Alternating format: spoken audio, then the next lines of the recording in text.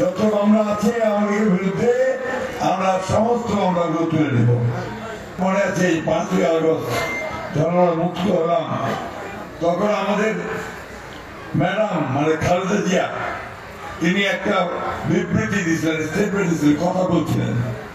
সেই কথাটা ছিল যে আমরা প্রতিহিংসায় বিশ্বাস করব না, আমরা প্রতিশোধ নিব না, আমরা ভালোবাসা এবং প্রেমের মধ্য দিয়ে রাজনীতি করতে চাই।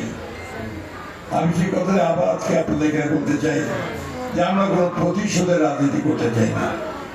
আওয়ামী লীগ যেভাবে মামলা করতে আমরা সে মামলা করতে চাই না। যদি মামলা হয়ে থাকেও আমি আপনাকে কথা দিচ্ছি সমস্ত মামলা তুলে নেওয়া হবে। যত মামলা আছে আওয়ামী লীগের বিরুদ্ধে আমরা সমস্ত মামলাগুলো তুলে নেব। ঠিক আছে, তুলে নেওয়া আছে কিছু?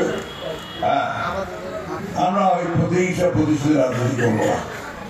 আমরা একটা ভালোবাসা, সৌহার্দ্য, সমৃদ্ধি নিয়ে আমরা চলতে চাই। আপনার নির্বাচন হবে, কিসের নির্বাচন? এমপি ইলেকশন হবে, পার্লামেন্টের মেম্বার নির্বাচন, জাতীয় সংসদ তৈরি হবে। অর্থাৎ 300টা আসন আছে, 300টা আসনে ভোট দিয়ে আমাদের পার্লামেন্ট তৈরি হয়, যারা আমাদের দেশের জন্য আইন তৈরি করে, যারা দেশ পরিচালনা করে, তাদের মধ্যে একটা সরকার তৈরি হবে। সেই সরকারটা আমাদের সমস্ত কাজ কাম তারা দেখাশোনা করতে দেশে।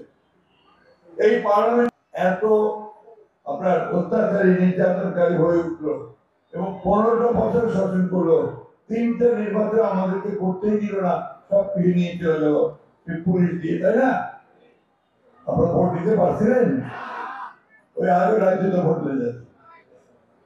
আবার আমাদের আপনার একটা ইলেকশনে আমরা আগেই ভোটের আগেই সে ঘোষণা করলে সবাই নির্বাচিত হয়েছে, আর শেষ নির্বাচন তো আমাদেরকে পুলিশের বাইরে জেলের মধ্যে ঢুকাই দিল। এই 2024 সালে যে নির্বাচন হয়েছে আমরা সবাই তখন জেলে, আমি 11 বার জেলে গেছি, হিসাব করে প্রায় 3 বছর হয় জেলের মধ্যে। এরকম অনেকেই বন্ধুগণ, আমার ম্যাডাম খালেদা জিয়া তিনি প্রায় 6 বছর, 2 বছর জেলে, 2 বছর হাসপাতালে, আর 2 বছর গৃহবন্দী অবস্থায় থাকে। আমাদের নেতা তারেক রহমান সাহেব যে দেশ থেকে তাড়াই দিচ্ছে, সেই